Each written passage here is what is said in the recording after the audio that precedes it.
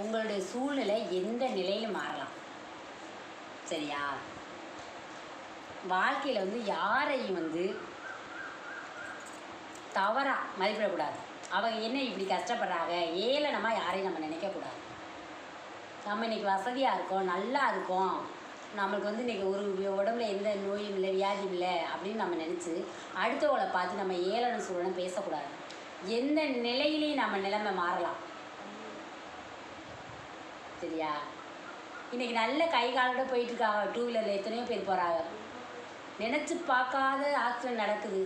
போயிட்டா கூட நிம்மதியாக போயிடுச்சதில்லை. எத்தனை பேர் கை இல்லாமல் காலிலேருந்து இருக்காங்க.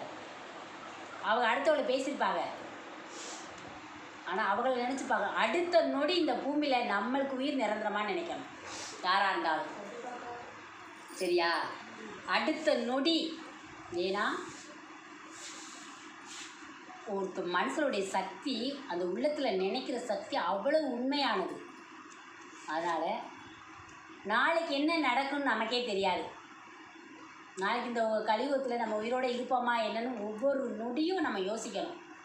அடுத்த நிமிஷம் இந்த பூமியில் நம்ம உயிரோடு வாழ்வோமா, நம்ம எல்லாருமே இருப்போமா, சந்தோஷமாக இருப்போமா எதிர்பார்ப்போம். அதெல்லாம் மறந்துடும்.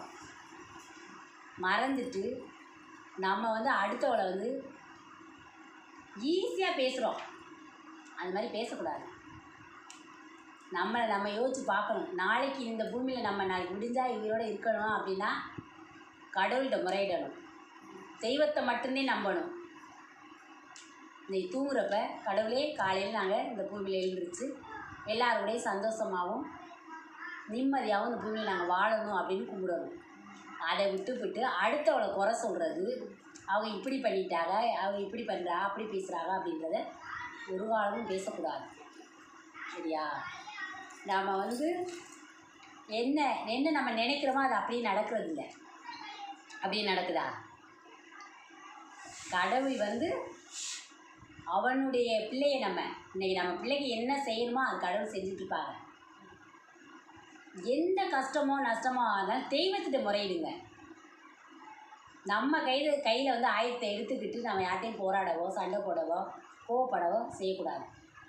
ஏன்னா நாளைக்கு நம்ம எப்படி இருக்குன்னு நமக்கே தெரியாதுல்ல. இன்றைக்கி நம்ம வீரமாக இருக்கோம், கை கால் நல்லா இருக்குது அப்படின்னு யாரையும் போய் நம்ம சண்டை போடக்கூடாது. மனுஷ சூழ்நிலை எந்த நிலையிலும் மாறலாம்.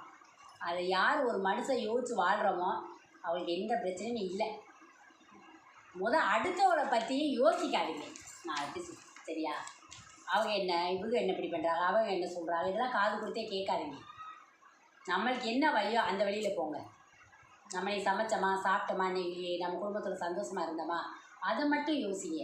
பக்கத்து வீட்டுக்காரவங்க என்ன பண்ணுறாங்க, அவங்க எந்த ஊருக்கு போகிறாங்க, எந்த கோயிலுக்கு போகிறாங்க, எந்த திருவிழாவுக்கு போகிறாங்க, யாரோட போகிறாங்க, எங்கே போகிறாங்க. சில பேர் இதே ஒரு வேலை, அவங்க எங்கேயோ போயிட்டு போகிறாங்க. அதெல்லாம் நமக்கு தேவையில்லை. நம்ம எப்படி இருக்கோம்னு யோசிங்க. சரியா? வாழ்க்கையில் இனிமேல் நம்மளதே யோசிக்கணும். முட்டாளுங்க மற்றவளையே யோசிக்குது சில ஜென்மங்க. அப்படி யாருமே இனிமேல் யோசிக்காதீங்க. நம்மளை யோசிக்க, இன்றைக்கி என்ன பண்ணுவோம், நாளைக்கு என்ன பண்ணுவோம், நம்ம வாழ்க்கையில் எப்படி முன்னுக்கு வருவோம், நம்ம எப்படி சந்தோஷமாக இருக்கோம்னு நம்ம யோசிச்சுக்குவோம். சரியா? அப்படிதான் நினைக்கிறாங்க.